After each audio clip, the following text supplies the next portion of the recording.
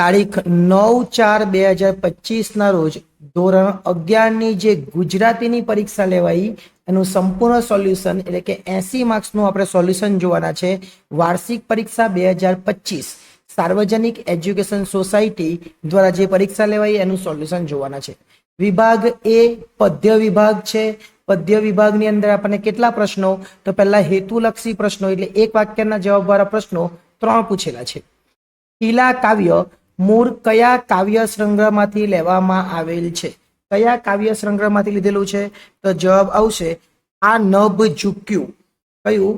આ નભ ઝૂક્યું. જવાબ આવશે આ નભ ઝૂક્યું, એમાંથી લેવામાં આવેલું છે.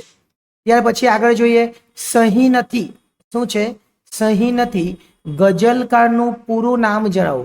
સહી નથી ગઝલકારનું પૂરું નામ આવશે જલન માત્રી. શું આવશે? જલન માતરી. જલન માત્રી. આગળ નાવિક વળતો બોલ્યો. નાવિક વળતો બોલ્યો કાવ્યનો સાહિત્ય પ્રકાર આપણે કહેવાનો છે. કાવ્યનો સાહિત્ય પ્રકાર આવશે પદ. શું આવશે? પદ. આગળ નીચે આપેલા પ્રશ્નો છે એમાંથી યોગ્ય વિકલ્પ પસંદ કરીને આપણે જવાબ આપવાનો છે. માં બોલતાની સાથે કવિને શું સાંભળે છે? માં બોલતાની સાથે કવિને શું સાંભળે છે? તો એનો જવાબ આવશે બાળપણ. શું જવાબ આવશે? બાળપણ. રાજાએ કોને શિબિરમાં પાછા ફરવાની આજ્ઞા કરી? રાજાએ સૈનિકોને શિબિરમાં પાછા ફરવાની આજ્ઞા કરી.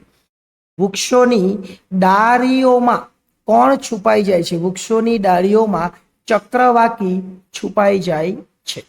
ત્યાર પછી એક વાક્યના જવાબ છે નાયિકાને ચાંદલિયો કેવો લાગે છે?